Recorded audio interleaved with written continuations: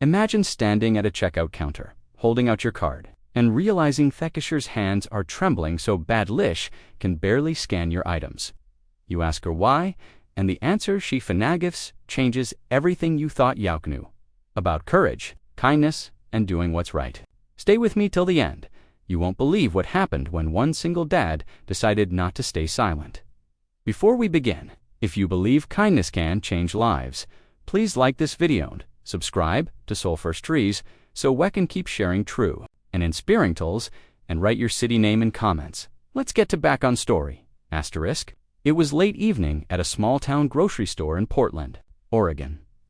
The store wasn't busy, just a handful of customers pushing carts lazily down the aisles. Daniel Carter, a 36-year-old single dad, was in line with a few groceries. His 7-year-old daughter, Emily, was beside him holding a box of cereal like it was the most precious thing in the world. When they reached the counter, Daniel noticed the cashier. She looked about 23, maybe 24, while struggling to scan the items. Her name tag read Sophie, but what caught his attention wasn't her name. It was her hands. They were shaken.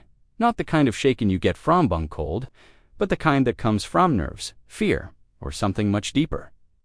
Daniel placed the milk on the counter and watched her fumble with the scanner. "Hey, are you okay?" he asked gently. She asked gently. She gave a small smile, the kind that says, "I don't want to talk about it," and mumbled, "Yeah, I'm fine," just a bit teared. But Daniel wasn't convinced. He'd been through too much in life. Tonya, signs of someone hurting. As a firefighter for nearly 10 years before, had to leave the job to take care of Emily alone. He had seen fear in people's eyes. He recognized it now. He watched her try to punch in the serial code, her fingers trembling so badly she had to backspace twice. "Are you sure?" he pressed softly. "Because it looks like something's wrong." Sophie's eyes darted briefly toward the manager's office, a glass room on the other side of the store, and then quickly away. She shook her head. "It's nothing, just a long day." Emily, in her childlike honesty, tilted her head. "Are you cold? Daddy can get you his jacket." Sophie gave a small chuckle that didn't reach her eyes. "No, sweetie, that's very kind, but I'm fine."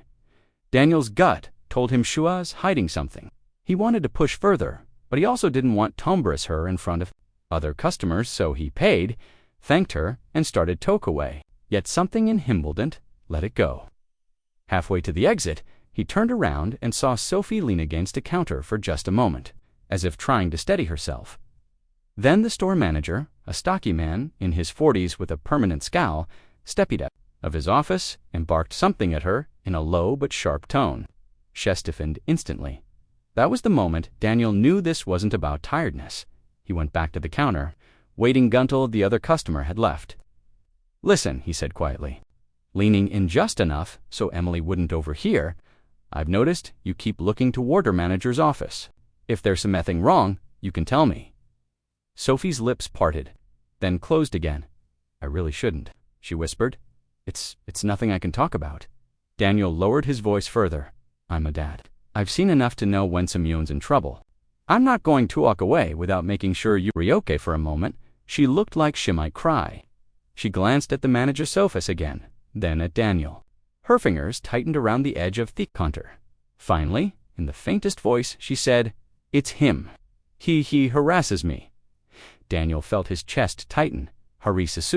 How?" Her eyes glistened. "Comments, touching my shoulder when who walks by, standing too close, saying things no one should ever say to someone at work. I told him to stop one scene. He cut my hours." Daniel's jaw clenched. "How long has this been going on?" 6 months, she whispered. "I need this job. My rent's overdue, and I just can't afford to make him angrier." The weight of her words hit Daniel hard. He looked at Emily, who was blissfully unaware, humming to herself as she played with a cut. He knew what it was like to feel powerless. He'd been there after his wife passed away, when bills piled up and every day felt like a battle. He took a deep breath. "Sophie, you don't have to deal with this alone." She shook her head. "Please don't say anything, it'll just make things worse." But Danielle was the type to stand by. Danielle didn't confront the manager right there. Not with Emily present and Sophie already so shaken. Instead, he told Sophie he'd be back, then took Emily to the car and called his sister to watch her for a couple of hours. When he returned, the store was quieter. Sophie was still at the counter. Forcing Ozamile for customers, Daniel waited until the line was gone before walking up again. "I know you told me not to get involved," he began, "but I can't pretend I didn't hear what you said." Sophie's eyes widened and, "Alarm, please, Daniel." "I'm not going to start yelling at him in the middle of the store," he assured her. "Booty, know the law. I know there are ways to make him stop, and I'm willing to stand by you while you report this." Her lips trembled. I'm scared."